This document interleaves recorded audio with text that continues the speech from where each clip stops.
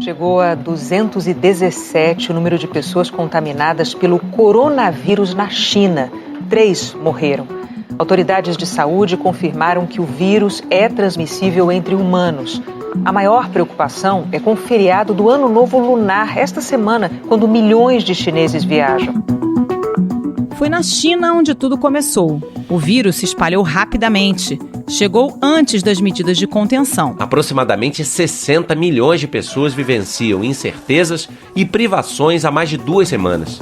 Mas, quando o governo entendeu a gravidade da situação, adotou ações drásticas, inimagináveis até aquele momento em outras partes do mundo. Vice-primeira-ministra da China, Sun Chunlan, ordenou que médicos se mobilizem em turnos ininterruptos para visitar cada casa da cidade, checar a temperatura de todos os moradores e entrevistar pessoas próximas a qualquer paciente infectado. Mais de 80 mil pessoas foram infectadas na China, porém as pesadas restrições já surtiram efeito. A epidemia por lá está em declínio. A preocupação agora é com quem vem de fora. Dos 16 novos casos hoje na China, 12 vieram do exterior.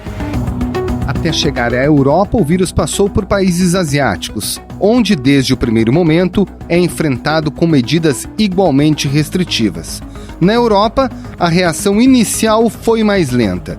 O SARS-CoV-2, responsável pela doença, a Covid-19, não encontrou de início bloqueios tão severos. Nous sommes en guerre. Toute l'action du gouvernement et du Parlement. Foi nesta segunda-feira, depois que o número de casos fora da China superou aqueles registrados no país onde tudo começou, que o presidente francês Emmanuel Macron declarou guerra. Doit être désormais tourné vers le combat contre l'épidémie. Foi no mesmo dia que a Europa proibiu por 30 dias a entrada de turistas. A essa altura, na Itália, mais de 2.000 pessoas já haviam morrido. Fora da China, situação pior só a da Itália. Hoje o país bateu recorde de mortos no único dia, 368. Em outra fase da doença estão países sul-americanos, como o Brasil, que registrava 234 casos até a noite de segunda-feira, ainda sem óbito confirmado. Em países como Argentina, Paraguai e Colômbia, já há restrições em entrada de visitantes. No Brasil, as recomendações por hora são menos drásticas, com a restrição progressiva de eventos públicos de qualquer natureza e de aglomerações. Também há reforço nos hábitos de higiene e de vigilância. Mas muita gente segue hábitos em desacordo com o preconizado pelo próprio Ministério. Até o presidente Jair Bolsonaro, que no domingo apertou a mão de simpatizantes em ato de apoio ao governo e contra Congresso e Judiciário em Brasília. Mesmo depois da confirmação do coronavírus em pelo menos 13 pessoas da comitiva que o acompanhou em viagem aos Estados Unidos. Em entrevista à Rádio Bandeirantes, o presidente Bolsonaro falou sobre a participação dele nas manifestações de ontem e também falou sobre o fato de ele servir de exemplo para o restante da população, apesar da recomendação do Ministério da Saúde de evitar aglomerações. A obrigação moral de saudar o povo foi na frente aqui no Palácio do Planalto. Se eu me contaminei, tá certo? Olha, isso é responsável minha, ninguém tem nada a ver com isso. Agora, tá havendo uma histeria. Até agora, qual é a diferença no comportamento da doença provocada pelo coronavírus em países com medidas mais ou menos restritivas? O que já se sabe sobre a efetividade das restrições de convívio social ou mesmo de fechamento total de estabelecimentos, o chamado lockdown? Esses são os temas do Ao Ponto desta terça-feira. Neste episódio, a gente conversa com o repórter Rafael Garcia, da sucursal de São Paulo, e com 2 brasileiros que moram na Europa e contam como seus países estão enfrentando a pandemia. Débora Waldman, que está em Turim, na Itália, e Maurício Berlim, que mora em Dublin, na Irlanda. Fique com a gente. Rafael Garcia, de onde vêm as melhores experiências até agora no controle do coronavírus?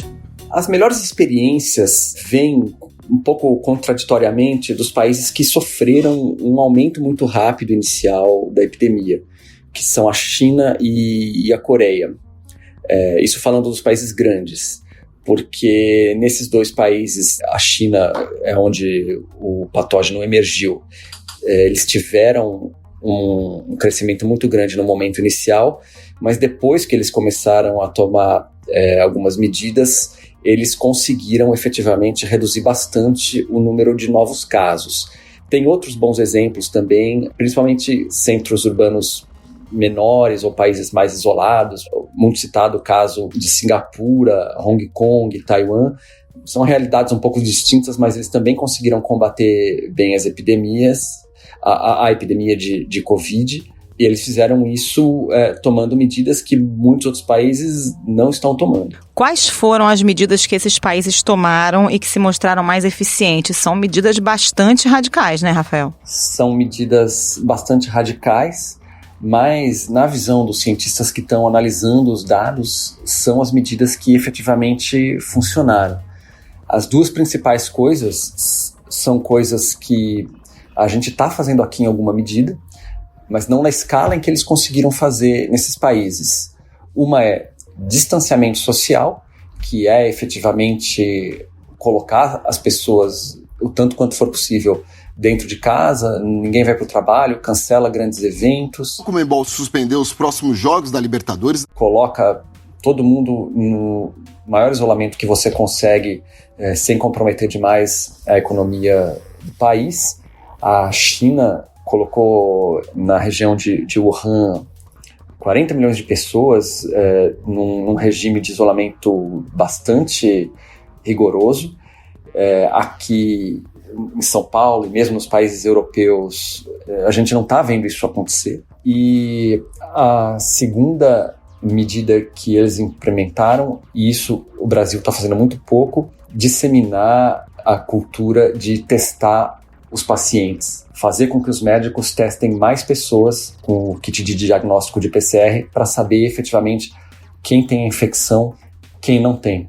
Porque muitos dos casos são assintomáticos e quando você consegue convencer uma pessoa de que ela tem o vírus, apesar de não ter sintomas, você consegue manter ela isolada, porque você tem a certeza de que ela carrega o vírus e você consegue frear a epidemia a mais. Aqui no Brasil existe essa limitação na quantidade de testes que podem ser usados, porque os reagentes dos testes são um recurso finito e as autoridades de saúde não querem sair testando adoidado todo mundo, porque se esse recurso acabar, você fica...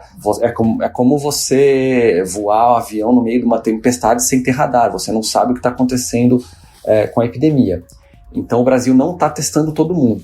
Mas isso vai ser importante fazer em algum momento, ampliar a capacidade de testagem do Brasil e de outros países que não estão ainda disseminando isso, porque já está claro que o número de casos assintomáticos é muito grande, é relevante, e eles são casos que estão contribuindo sim para dar força para a epidemia. Como é que está hoje a situação nesses países onde foram adotadas algumas práticas que aparentemente estão dando resultado? A China reduziu bastante o número de casos novos por dia. Eles chegaram, na fase pior da epidemia, a registrar mais de 10 mil casos num único dia e hoje estão registrando menos de 100. É a informação que o governo chinês tem passado. Em 13 províncias chinesas já não há mais pacientes internados com a Covid. E a Coreia conseguiu reduzir bastante também a curva. Até umas 2 semanas atrás eles ainda estavam passando pelo pior da epidemia, né? Foi o momento em que eles ultrapassaram a marca dos 7 mil casos. E depois disso eles conseguiram frear um pouco a doença, o número de casos por dia não aumentou tanto, eles não chegaram a ultrapassar a barreira dos 8 mil ainda. Talvez tenham ultrapassado de ontem para hoje, mas enfim, o número de domingo não tinha ultrapassado a barreira dos 8 mil ainda. Na Lombardia, as ruas estão vazias e os hospitais superlotados. Faltam profissionais de saúde e alguns médicos já morreram. Aí vamos para a Europa. O que eles fizeram de diferente ou têm feito de diferente na comparação com esses países da Ásia? A Europa demorou muito para começar a implementar as medidas de restrição de circulação, isolamento. Até o final de semana, na Espanha, por exemplo, muita gente na rua. Na França, algumas cidades implementaram medidas um pouco mais duras, mas não foi o grau de restrição de circulação que se viu nesses países asiáticos, China, Coreia e Japão, e foi uma restrição de circulação que começou a ser implementada num momento mais tardio. Na China e na Coreia, na verdade, essa restrição de circulação ela foi num momento tardio também, mas como já se transcorreram alguns dias desde que elas começaram a ser implementadas, a gente já consegue ver o efeito delas. Eu conversei no domingo com o Silvio Ferreira, que ele não é médico, ele é um físico da Universidade Federal de Viçosa, que está ajudando os epidemiologistas e os médicos a trabalhar com modelagem matemática da epidemia no Brasil. E ele analisou esses números e vê que, em média, os países que implementam essas medidas, eles só começam a ver os resultados de sucesso delas 2 a 3 semanas depois. Então, essas medidas mais duras que a gente viu a Europa começar a tomar nesse fim de semana agora, a gente ainda vai demorar um pouco para ver o resultado delas. E no Brasil, que não começou ainda medidas mais drásticas, a gente pode demorar até um pouco mais. Ou seja, o que ele está querendo dizer é que a gente tem que tomar as medidas hoje, né? Não adianta esperar a situação se agravar. Sim, e a questão a gente já sabe disso há muito tempo. Faz pelo menos 20 dias que a missão da OMS que visitou a China no meio do pior da epidemia, eles foram para lá em fevereiro, eles voltaram de lá quando a China já estava conseguindo frear o aumento no número de casos, e eles voltaram com todas essas recomendações. Naquele relatório publicado lá, antes do final de fevereiro, estava escrito tudo isso. Isolamento social, testagem em massa, e os países não pareceram querer levar muito a sério aquilo, porque eram dados só da China e mesmo nos outros países a gente não estava ainda vendo o efeito dessas medidas sobre o aumento do número de casos. Agora, com 2 meses e meio de epidemia, já está bem claro para a maior parte dos cientistas que elas estão funcionando. Nessa segunda-feira, saiu um estudo muito importante na revista Science, que é de uma colaboração de cientistas americanos e chineses, trabalhando tanto nos Estados Unidos quanto na própria China e na Inglaterra também. Eles viram que 86% das pessoas que contraíram esse vírus em Wuhan, que é o epicentro da epidemia na China, não desenvolveram sintomas, ou desenvolveram sintomas muito a menos, sintomas que não eram fortes o suficiente para motivar a pessoa e procurar atendimento. A pessoa acha que não tem nada grave, continua o dia dela, sai para trabalhar, sai para passear, e é nesse contexto que o vírus acaba se disseminando mais. As pessoas sem sintomas, elas são menos propensas a transmitir o vírus do que as pessoas com sintomas, evidentemente. Quem está tossindo está jogando gotículas de saliva no ar, essa saliva vai estar com vírus, essa pessoa é mais propensa a infectar as outras do que uma pessoa sem sintoma. Mas como as pessoas que contraem vírus e não têm sintomas são muito mais numerosas, elas acabam se tornando o motor da epidemia. Eles chegaram a fazer essa conta e viram que 86% das pessoas que contraem o vírus não desenvolvem sintomas mais intensos, e mesmo elas transmitindo o vírus numa taxa menor, elas já são responsáveis por 2/3 das infecções. Eles estimaram isso com base em modelos matemáticos, analisando dados de circulação de pessoas nas cidades da China, porque, evidentemente, os casos que não foram notificados, não foram notificados. A gente não tem esses dados nos números oficiais.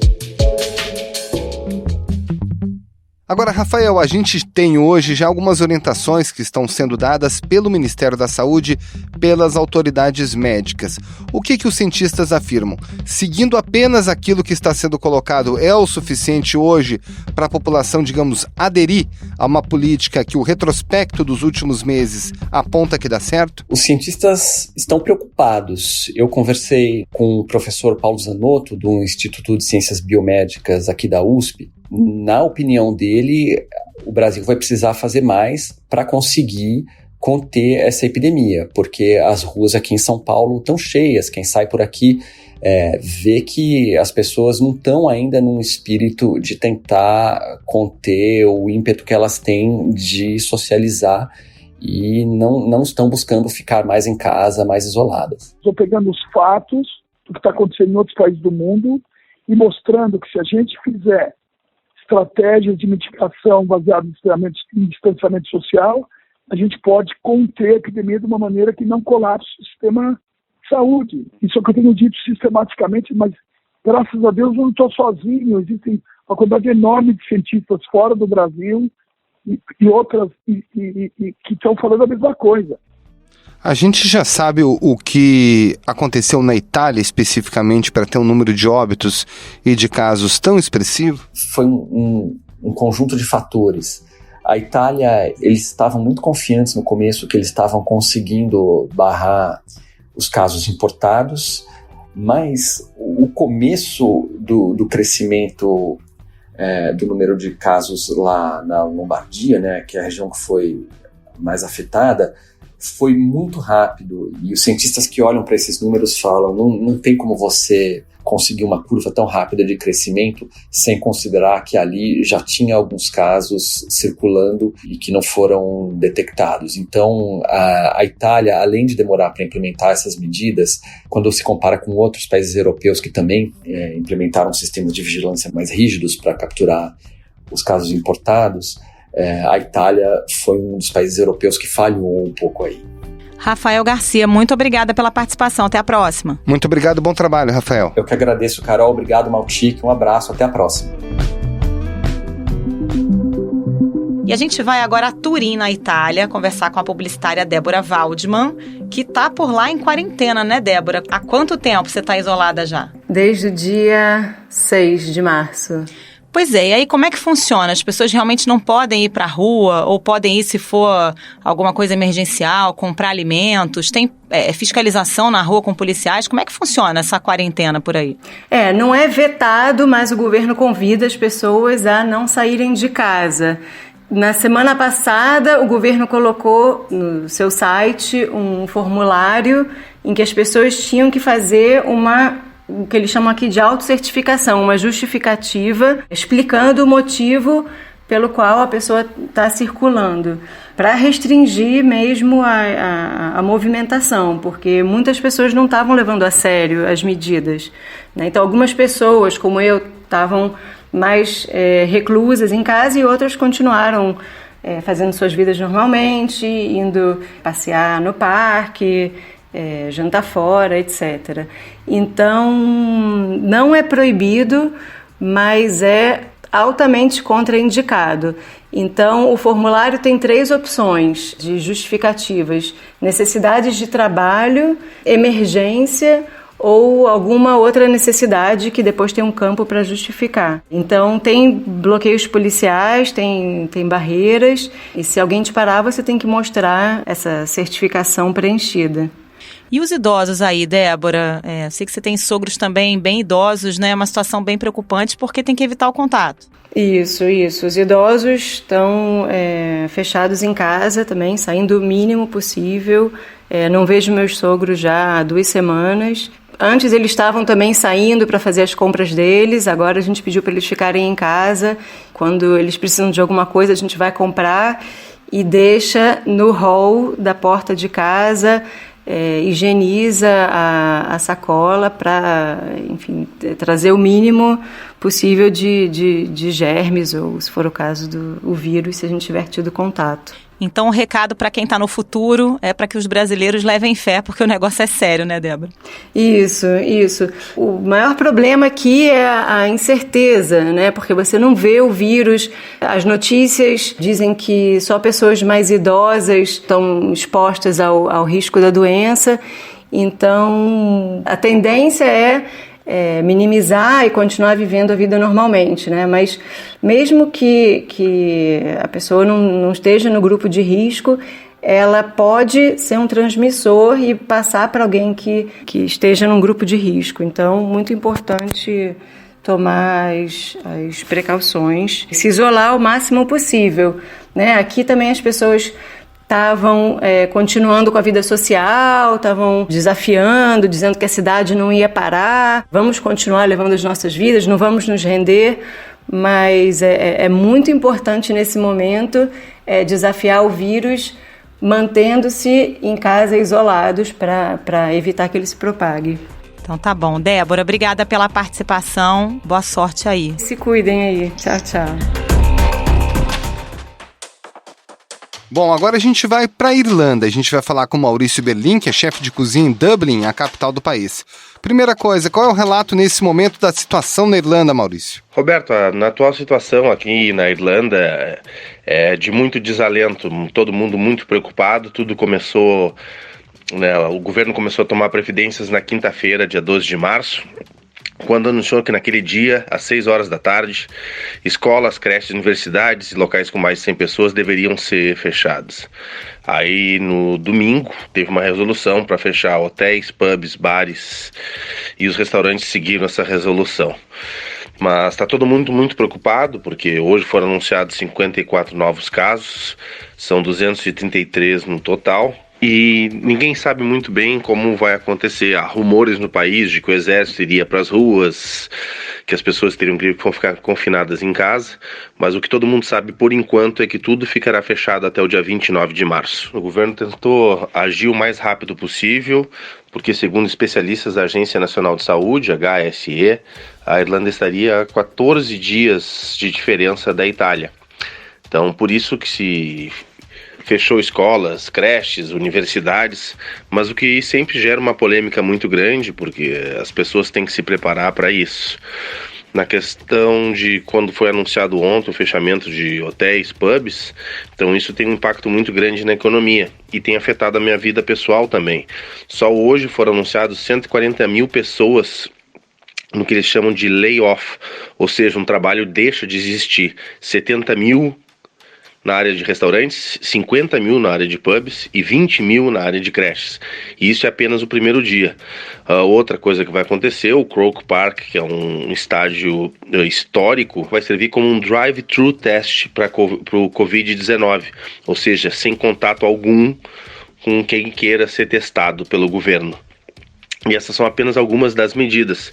O governo também, antes de ter o anúncio da Comissão Europeia, já tinha adotado a postura de recomendar que as pessoas não viajassem mais e ter extinguido os voos durante 30 dias. O primeiro-ministro Leo Varadkar disse que é para se esperar um aumento de 30% no número total de casos diariamente e que nos próximos 7 dias, ou seja, na próxima semana, serão cruciais para entender e para tentar achatar a curva, mas que há de se esperar de que vai ter um aumento exponencial no número de casos. Maurício Berlim falando da Irlanda, muito obrigado, um abraço. Ficamos na expectativa e na espera, torcendo para que as coisas não se agravem, não somente na Irlanda e na Europa, mas também no Brasil.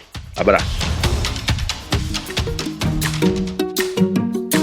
Esse foi o Ponto de hoje, o podcast diário da redação do Globo. Nessa conversa a gente conta com a participação de toda a equipe do jornal, as mesmas pessoas que levam até você informação e análise de qualidade todos os dias. Quer saber mais? Assine o Globo. Acesse assineoglobo.com.br, confira todas as notícias e reportagens especiais. Lembrando que todo o material de serviço sobre o coronavírus não está restrito aos assinantes do Globo. Está aberto a todos os leitores. A captação do áudio é do Maurício Belli e a edição é do João Guilherme Lacerda. Tchau. Até mais.